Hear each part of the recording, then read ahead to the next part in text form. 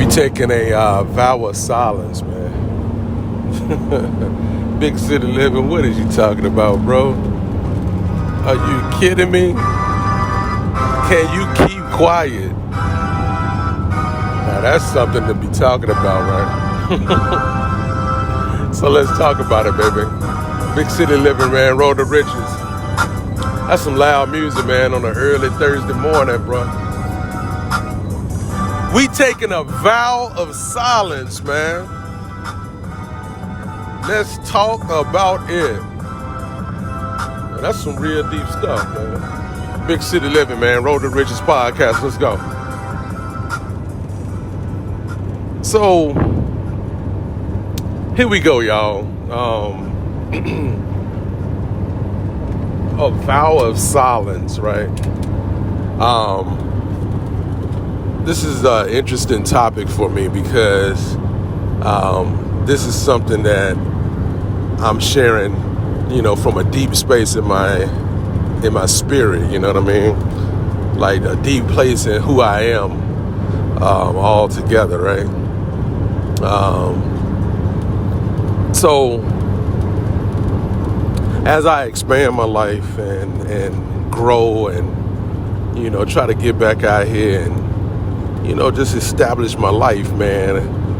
I've had my daughter doing the co-parenting scenario dynamic with Miss Ashley. Man, Ashley is a great energy, man. Just by the way, man, if you're listening, I love you. You got mad, beautiful energy. It's complex sometimes, but, just wanted to give you a shout out. But anyway, getting back out here on the dating scene, right?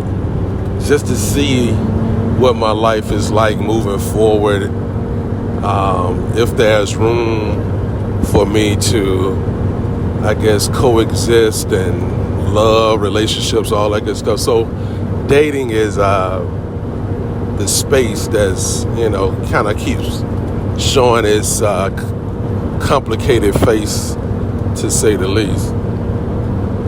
And what I'm starting to notice is there is a lot of talking, like in the very beginning, like last night we talked about the new trucks and,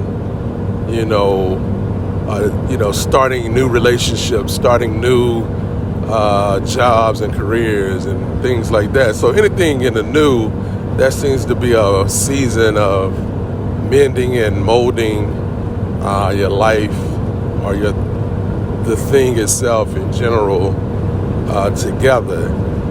But what I'm starting to notice is, in any new interaction, personal interactions, and it don't have to even be on a relationship tip. It could be like, it don't have to be a romantic type of thing or a dating type of thing. It can be a business partnership, all of that good stuff.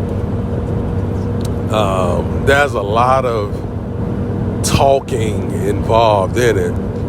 And I've realized that I don't really like talking a lot, man. Because my talking, in a sense, is very metaphoric, is very colorful, so I speak poetically and colorful and, I speak in rhythms and things like that. I'm trying to paint pictures and, so that's how I naturally express myself. And I'm starting to realize that the more I do that, the more frustrated I become, and or the persons that is receiving the verbiage. You see what I'm saying? So I'm taking a vow of silence, man. And we gonna talk about that, man. A vow of silence? How in the world can you pull it off? Let's go.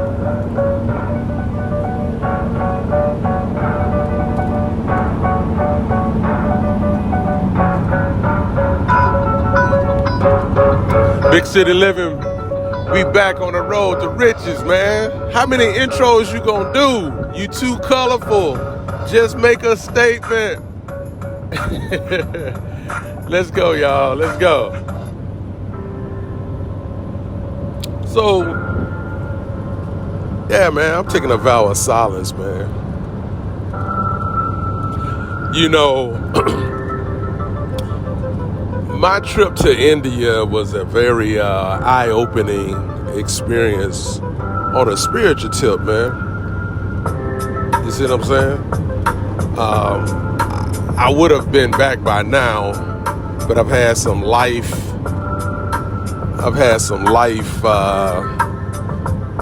get in the way of me going back to India. But the famous scene that I'm thinking about is the scene in Hangover 2, where the guys are, the comedy where the guys are, trying to figure out what happened the night before. And they're trying to figure out, like, how to get back home. They're trying to find a friend. And in this particular scenario, they lost the future sister-in-law's brother. And they're trying to find this guy in Thailand. You see what I'm saying? And in Thailand, that's really kind of the same energy and same region of the world as India. So when I went to India, I would see the monks walking around, and these monks are some very interesting individuals. So just like in the movie, these monks, they take a vow of silence to deepen their relationship with God, or to sacrifice and connect with God on a whole deeper level. And we're going to try to explain this the best way possible, but there is so much power in the vow of silence, right? You see what I'm saying? And in the movie, they get to this ashram or temple, just say a temple, and they take the monk back and they start talking, and this monk has this cane, and he starts beating them. Every time they say a word, they get hit. Bow, bow, bow. You see what I'm saying? And I'm going to be real with you, man. I feel as though every time I speak my words to express myself, as of late, I get a strike. Pow, pow. And, the funny thing is like, this is not only with women. Feminine energy is anybody. Like, what happens is, once I speak, my tone comes off as a tone of explaining, or it creates questions and open-end questions and things like that. And so I get struck for that. And what I noticed is, these monks, no one can question them. Like, literally, no one can question somebody who has a vow of silence, right? That's pretty deep. I'm gonna tell you, man, I don't know what the hell is that all about. Like, I had this thing on. I tell you the truth, but look. It's one take. We're going to keep it rolling. But nobody can question a monk, man. Because if you have a vow of silence, you see what I'm saying? How can you get an answer out of a silence? You see what I'm saying? And what the monk represents is a form of communication that every single high energy, high profit, man of purpose, woman of purpose have done, which is make a statement. Like, your statement can't be questioned, right? And I'm starting to realize that living in a space of explaining, trying to explain and express and this, that, and the third, and let me take you on a ride. No, man. I'm starting to realize that it leaves me personally totally disempowered, man. You know, totally disempowered. Because when you open yourself up, for me anyway, when I open myself up for explanation and explaining, I open myself up and I'm totally vulnerable, totally exposed and vulnerable to get chastised, to get ridiculed, to get questioned after question and question of understanding and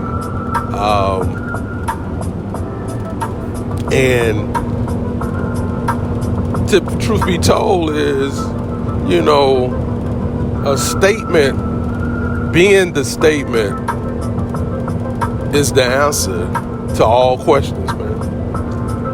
You know what I'm saying? Being the statement is the answer to all questions. All things considered, this is the answer, the statement. If you question a monk, his answer is his vow of silence. That's the statement. You see what I'm saying? And that's very empowering, right? It's very empowering because once you are left depleted, once you are left depleted and drained, conflicted and confused and upset, like it takes a lot of restoring to get the energy back, man. And I totally understand now why the prophets and the monks and the leaders of any civilization, man, really make statements. They don't really talk a lot, man, period. You see what I'm saying? Talk is cheap, man. Talk is cheap because all it does is cheat. I guess we could say cheat. Talk is cheat. C-H-E-A-T, cheat. Talk is cheat. It ain't cheap. Small talk is cheap, but talking is cheat. It's the cheat code, man, to throw you off your purpose, man. Because imagine if Jesus Christ himself spoke past statements. You ever notice Jesus never explained anything to nobody? Period. He's a walking statement. And all he did was speak his statements. That's it. Even when the people questioned him, his answer was a statement. And that's a very interesting art form of communication. It's a very powerful art form of communication. And we're going to talk about that. We're going to take a quick break. I want y'all to resonate on that. And it's not that I'm teaching anything, but I just want y'all to resonate on it, man. I'm just expressing. I'm expressing myself, man. I'm documenting my life. And that documentation word is going to come up in the second half here, man. But we're going to take a break, and we're going to be right back. Big City Living, man. Y'all stay tuned, baby. Let's do it.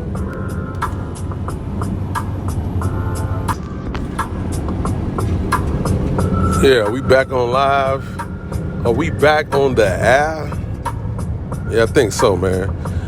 Don't get me wrong. Let me tell y'all something, man. Like, who I am as an individual, it will always remain that. But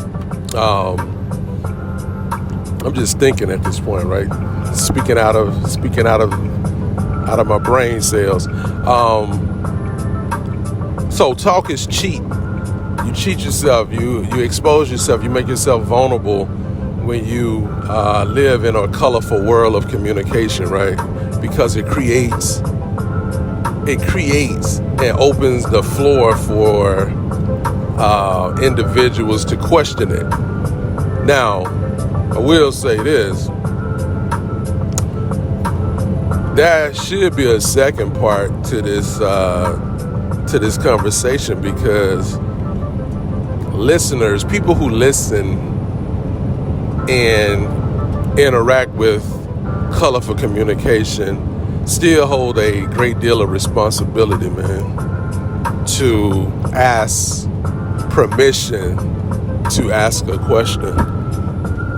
You don't have the right to inject your questions, comments, or concerns, man. Like, that's so improper, right? And I think, we was talking about Jesus and his whole entire ministry, in a sense, or his journey. Be real with you, man. You go to asking questions about something, man, without permission to speak, you need to check yourself on that, man. But it only happens if there's a room for questions, comments, and concerns. So it's a beautiful dance. You see what I'm saying? Especially in the male-female dynamic. Most of the time, from what I've experienced in my life, is women ask questions out of their own fears and concerns.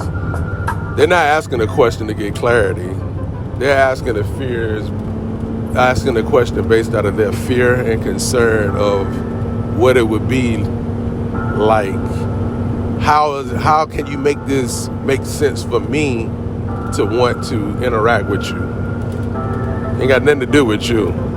I'm just gonna be real. That's another question. That's another topic for another day. Let's get back on track. Vow of silence. You see what I'm saying? The other thing is, I'm gonna be straight up real with you, man.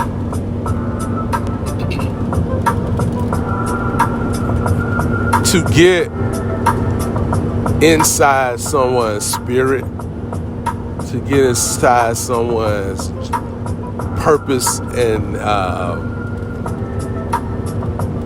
belief system, I'm gonna just straight up be real with you. It probably should be like the monks. Nobody should ever be able to get there, ever. That's just straight up truth. I don't care if you're married or not, but I don't think no one deserves the right to get that close to you on earth, because it's very interruptive, it's very vulnerable, and you're giving up, in a sense, your power for what? For what kind of energy? Because it's never, anybody who has questions, comments, and concerns never add anything valuable to the expression. And this is just something I've noticed in my entire life. So you can't think just dating life. I've noticed this in my entire life, because I've always spoken like this. No one adds anything of meaning or purpose with questions, comments, and concerns. They only inflicting their energy of doubt, fear, and something else, whatever, all of the words you can think of. So it's almost insulting to inject your questions, comments, and concerns into people's expressions. But like I said, the force field behind that, the way to not even have room for questions, comments, or concerns, and I guarantee you, you'll be able to relate to this. The kryptonite to questions, comments, and concerns and explaining and all that is statements. You can never question a statement. There's no statement on this earth that can be questioned. Prove me wrong. You see what I'm saying? If I make a statement, there's no room, period, to question it, comment, or concern. Because that's a statement. Like, the statement is the statement. You see what I'm saying? It's like it's like a bridge in a river, man. The water has to go around it. You see what I'm saying? The statement is the bridge. You can't question nothing about it. And if you do, the bridge will never move. The bridge will never, break itself down to try to explain who engineered it and who drew up the blueprints and why is that. It's not going to do it. The statement is the statement, and that's all that should be spoken. So as I take on this vow of silence, I'm just reflecting back on how I got to this point, just to, document my life and my journey and just put it out there for public display.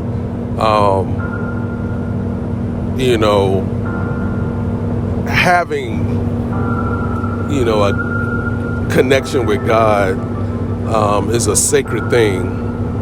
And that word sacred should not be taken lightly. You see what I'm saying? Like, sacred means rare. It means valuable, and it means, there's certain things you need to do with sacred energy, right? Sacred things should be protected at all costs. It should be protected. It should be covered, and it shouldn't be touched, period.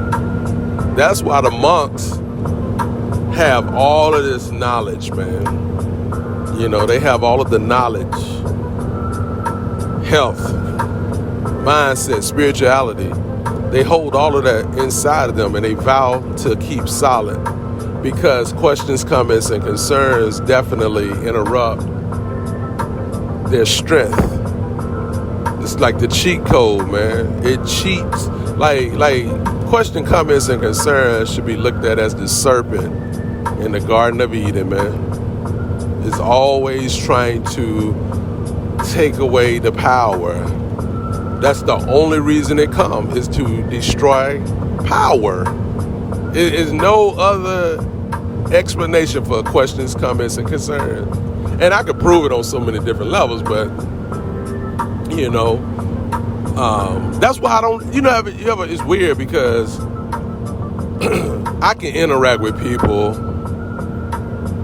at some deep levels, and I never truly question, comment, and throw concerns into their life. Why?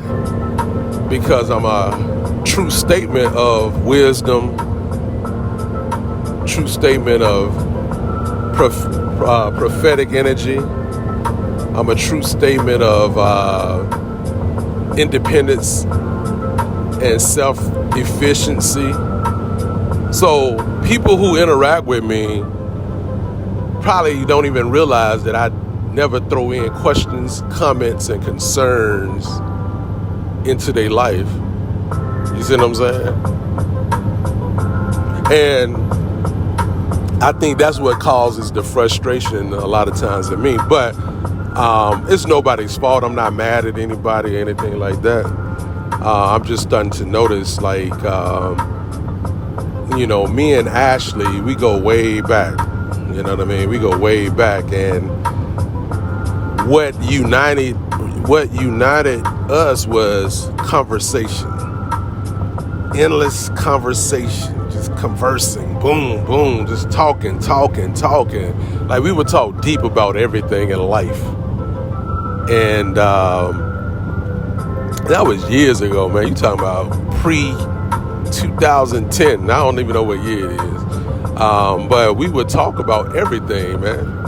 And I used to just be in a space of just wanting to share, because I'm a colorful expresser. I, in a sense, love to express and speak colorful. So I thought in my mind, like, yo, this is the thing to be doing. But after, after we got pregnant, I started noticing where I was with constant talking, and I started getting more and more frustrated with that energy, and I didn't understand why. Like, I was like, yo, man, I don't really like talking all day, man. You know what I'm saying? I don't really like talking and expressing all of that all day. And I think I had to go through this season to get to this point. Because what was happening was I would feel drained and defeated every single time that we talked for hours and hours and hours and hours. And most of it was me trying to explain and express and explain and explain and explain and explain and how and this. And I'm like, yo, hey, wait a minute, man. You're going to have to fall back. You know what I'm saying? And not her personally, but spiritually, you're going to have to fall back. You know what I mean? Because I started recognizing the energy, my sacred energy was being depleted. It was being attacked. It was being tricked and sucked out of me. And like I said, I'm speaking in a very spiritual metaphor. You know what I'm saying? Because I allowed questions, comments, and concerns to be present where it really shouldn't have been. Like most conversations or most questions or expressions of self should be very short and sweet and to the point. A statement. Make a statement, man. So we gonna take this vow of silence, man, and we gonna end this as of today. You see what I'm saying? As of today, we're putting a lock on a lot of this expressing colorfully to explain and express who we are. We're going to put a lock to the energies that are coming at us in all different facets and all different angles to deplete and disempower us. And how we're going to do that is take a vow of silence on explaining and expressing who we are. The statement is right before your eyes, and there's nothing else past that mark right there. So in the future, man, good luck. But this is it's beautiful because I've been in a sense building up to this, but this is a new season of life for me, man. And I am determined to reach my destination. And I know I can't reach it without, I know I can't reach my destination if I don't have the energy to do it. So here's the vow of silence, man. Big city living.